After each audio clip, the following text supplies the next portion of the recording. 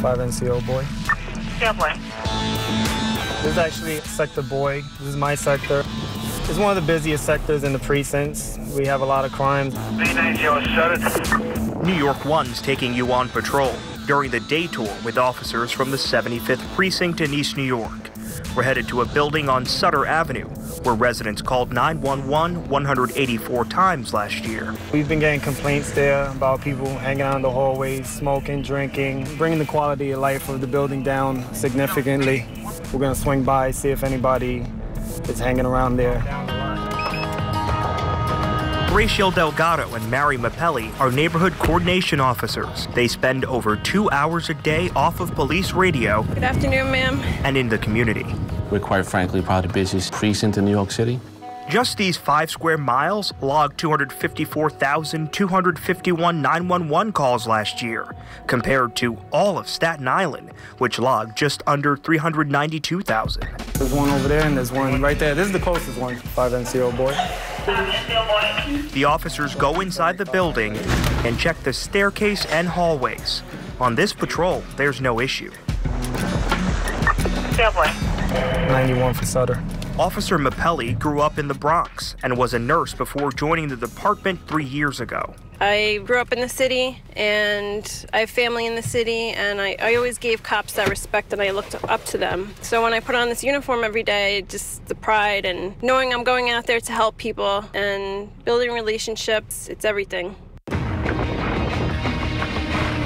Officer Delgado, her partner today, is a 5-year veteran of the NYPD, born and raised in New York City during an era marked by a rise in violent crime. I've seen my share of crimes. I've seen people getting assaulted, shot. So I pretty much seen it all.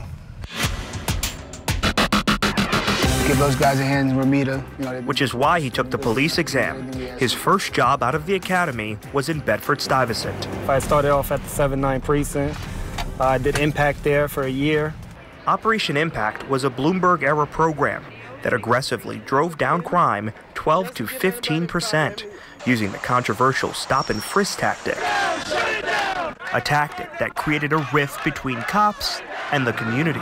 It's significantly different because as a patrol officer, you're pretty much running around chasing the radio all day long. As an NCO officer, you get to investigate more, work with the squad, build a better relationship with the community. The 7-5, once the city's most violent precinct, which saw 126 homicides in 1993, ended 2017 with just 11.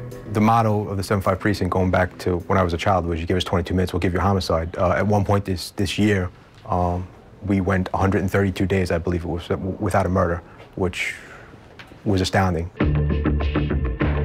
And the officers work on these relationships by giving their phone numbers and email addresses to residents, so cops are at their fingertips.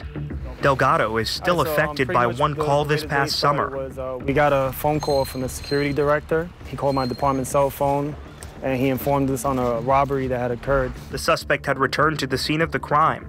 The NCOs were there within minutes. While your partner's on the phone with the security office here, you pull up and you see the suspect. We approached the individual. We asked him to stop. He refused. He attempted to escape on foot. We gave chase, and shortly after, we apprehended him. With the man in handcuffs, Delgado asked him if he had any weapons. You see, the moment a gun is taken from the suspect, Delgado puts it in his waistband. An arrest, the officers say, likely would not have happened. It's just so busy, such a busy command that you're running from job to job. In the NCO program, we have the time to speak to people and to be investigating these things. We return to the precinct for shift change and go inside the muster room for the start of the night tour, Howard, which begins with roll call. Adam, Detner in.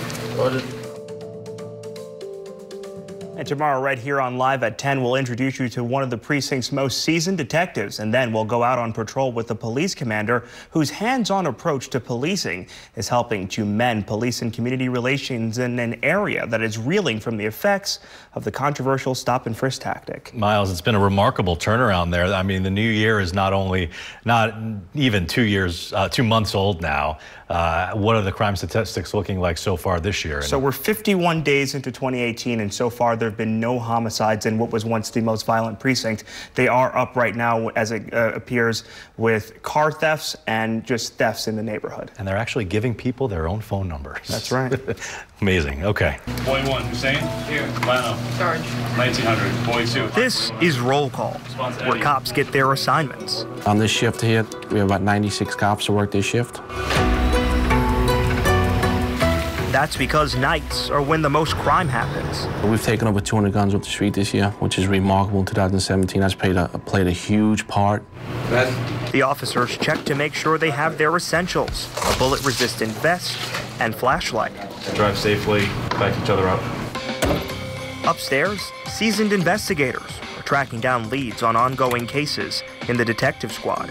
The 75th Precinct has 44 detectives, led by Lieutenant Joseph Labella. I have a larger squad than most. And that's needed here. It is needed here. What sets the 7-5 aside from the city's other 77 precincts is the amount of time detectives stay here. They're intimate with the people that live here. They know the area. They know exactly where bad guys are going to go when they commit a crime. They know who to talk to when something like this happens. At 25 years, Mark Brooks is one of the precinct's most seasoned homicide detectives. You were afraid to walk in this neighborhood 30 years ago. Now you can't afford to live here. Tell me about the difference between the 1980s in this precinct, crime-wise, and now. Very busy, very violent. Every day you'd come into work to be a shooting or homicide or a serious crime. In 1990, there were over 12,000 major crimes in this precinct, a trend that continued in 2006, when Brooks was the lead investigator on the headline-grabbing murder of Emmett St. Guillen. The John Jay College of Criminal Justice student went to the Falls Bar in Soho and was dumped here in East New York. We were able to establish a crime scene where actually the murder happened and ultimately made an arrest shortly thereafter. In contrast, in 2017, there were under 3,200 crimes in the 7-5. The cops are doing a great job. They're engaging the residents. Today, the commander of Patrol Borough Brooklyn North, Assistant Chief Jeffrey Madry, walks a very different beat. The male suspect From his time as commander of the 7-5 during 2009 to 2011. In September 2009, there was a young man killed over here. It started off a chain of events where two rival crews were shooting at each other. 3 more young men were killed after the initial homicide. A lot of young men and women were shot afterwards. You're the commanding officer of the precinct, and you were coming here nearly every day to deal with this situation. I had to personally come out here and lead the charge and be out here with my officers, my men and women in blue, to make sure we were tackling this problem. We were talking to the people. These young guys, we were engaging them a lot. We were stopping them a lot. We were talking to them a lot. In 6 years' time, the 10 precincts under Madry's command ended the year down 800 major crimes. The continued work the chief has done brings the community together. A lot of people in Brooklyn North have my cell phone number, and they're not afraid to call me. What do they call you for? All hours of the night. It could be anything. Drive on Pitkin Avenue, the commercial hub here in Brownsville. Yeah. You've got officers here. I love when I turn a corner in Brooklyn North and I see officers that look. Here's Officer Jamont, my community affairs officer. Wow. Officer Jamont is out delivering Christmas gifts to children in this neighborhood, where the controversial stop and frisk tactic during the Bloomberg era made residents hesitant to interact with police. And this is exactly what we're talking about, Miles. We're getting out here in the communities. We're making these connections. We're helping out families. You have some families, they're lacking resources, they're underserved, but they're resilient, they're strong, they're intelligent. They just need to know that they're supported. Hey, Mike, what's up, man? Uncle Roy, what's up, man? How's Uncle Roy, man? Uncle Roy is considered the mayor of Pitkin Avenue. How you doing? That's the kind of man I love. How you doing, Uncle Roy? I love you, man. I love you too, man. Everybody talk about you, brother. Thanks, bro. A very different end to a night tour in what was once the city's deadliest precinct. Thank you. You're an angel on earth. Oh, stop, man. I mean it. And the latest CompStat figures show the 10 precincts under Madry's command are down 3% so far this year compared to last. Citywide figures show crime is down nearly 6% versus last year. I love Uncle Roy, let me say that. But what do they attribute the drop in crime?